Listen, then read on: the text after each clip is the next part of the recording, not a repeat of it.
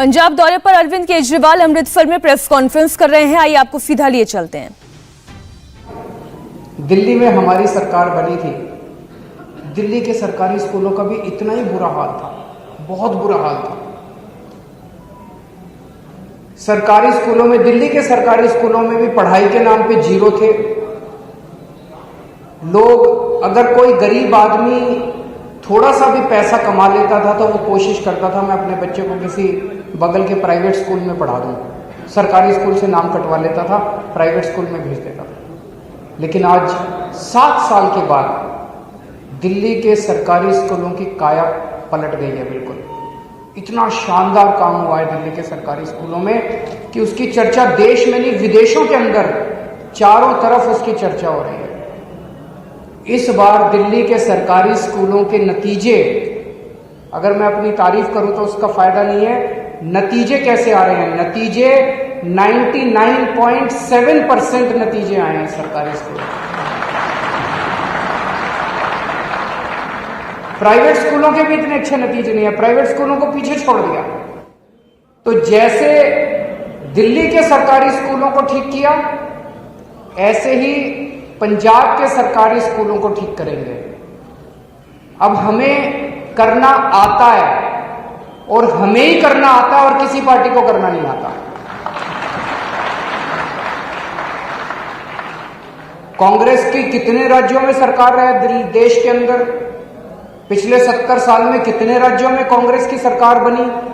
पंजाब में अभी कांग्रेस की सरकार है, उनसे तो नहीं हुए सरकारी स्कूल ठीक, उन्होंने तो और बेड़ा गर्क कर दिया। बीजेपी की कितने राज्यों में सरकार है, उनसे तो ठीक नहीं हुए। अभी इस सरकार के पहले अकाली दल की 10 साल तक सरकार थी पंजाब के अंदर, उनसे तो ठीक नहीं हुए। आम आदमी पार्टी ने एक ही बार में एक मौका दिया था, दिल्ली की जनता ने एक ही बार में 5 साल के अंदर दिल्ली के सरकारी स्कूलों का कायाकल्प कर दिया। पंजाब के सरकारी स्कूलों को भी ठीक करेंगे। लेकिन आज मैं पंजाब के सारे टीचर्स को, चाहे वो कॉलेज के टीचर्स हो, चाहे कच्चे टीचर्स हो, चाहे पक्के टीचर्स हो, पंजाब के सारे टीचर्स को, अध्यापक जो होते हैं, टीचर्स जो होते हैं, वो समाज का सबसे महत्वपूर्ण हिस्सा होते हैं, सबसे मानयोग होते हैं, सबसे रिस्पेक्टेड होते हैं। मैं उन सबको आज आमंत्रित करता हूं, उनका आह्वान करता हूं कि जो हम पंजाब का पुनर्निर्माण करने जा रहे हैं, ये जो हमने बीड़ा उठाया है कि पंजाब को ठीक करना है, बिना शिक्षा को ठीक किए हम पंजाब को ठीक नहीं कर सकते। हमें अपने बच्चों का अगर भविष्य, जब तक हम बच्चों का भविष्य ठीक नहीं करेंगे तब तक पंजाब ठीक नहीं हो सकता। इसलिए उन सभी टीचर्स को मैं आज आमंत्रित करता हूं, आइए इस मुहिम में आप लोग शामिल होइए। आज मैं 8 टीचर्स को 8 गारंटी दे रहा हूं। आज केवल टीचर्स के लिए आया हूं। टीचर्स के कुछ ऐसे मसले हैं जिनको इमरजेंसी बेसिस के ऊपर उनका समाधान करना जरूरी है। इन 8 मुद्दों के ऊपर 8 गारंटी मैं टीचर्स को दे रहा हूं। पहली, आपके साथ मिलकर दिल्ली के अंदर जो सुधार हुए, वो सुधार केजरीवाल ने नहीं किए, वो सुधार मनीष सिसोदिया ने नहीं किए।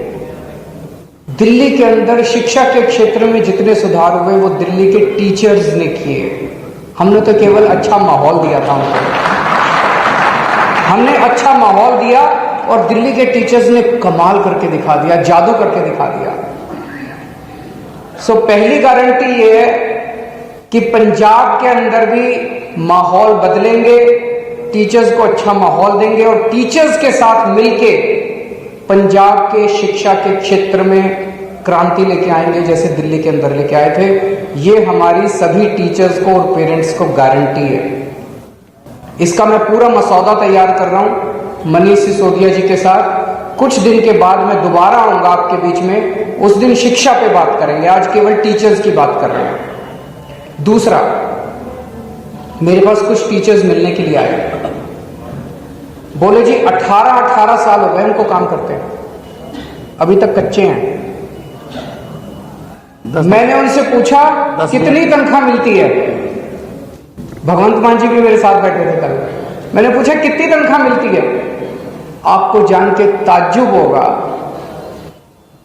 18 साल काम करने के बाद एक टीचर को 10,000 रुपए महीना तनख्वाह मिलती है। इतनी दुर्गति टीचर्स की, टीचर्स का दिल्ली के अंदर न्यूनतम मिनिमम वेज अनस्किल्ड लेबर, अगर कोई अनस्किल्ड लेबर एक महीना काम करता है तो उसको मिनिमम वेज 15,000 रुपए मिलते हैं दिल्ली के अंदर। टीचर्स को यहां पे मिनिमम वेज भी नहीं मिलता, मिनिमम वेज के बराबर भी नहीं मिलता उनको केवल 10,000 रुपए महीना टीचर्स को मिलता है। और वो बोले जी 10,000 तो मैक्सिमम है। कई टीचर्स ऐसे हैं जो 3,000 पे काम कर रहे हैं, कई टीचर्स ऐसे हैं जो 5,000 पे काम कर रहे हैं। 18 साल काम करने के बाद भी कोई आउटसोर्सिंग पे, कोई कॉन्ट्रैक्ट पे है। तो सबसे पहली चीज, सरकार बनने के तुरंत बाद जितने टीचर्स आउटसोर्सिंग पे काम कर रहे हैं और जितने टीचर्स ठेके पे काम कर रहे हैं उन सब लोगों को पक्का किया जाएगा।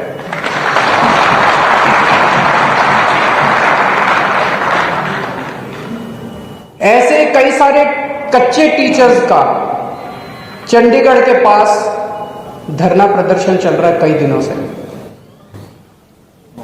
मुझे पता चला कि चंडीगढ़ के पास एक जगह एक पानी की टंकी के ऊपर एक महिला टीचर और 2 पुरुष टीचर कई दिनों से पानी की टंकी के ऊपर चढ़े हुए हैं।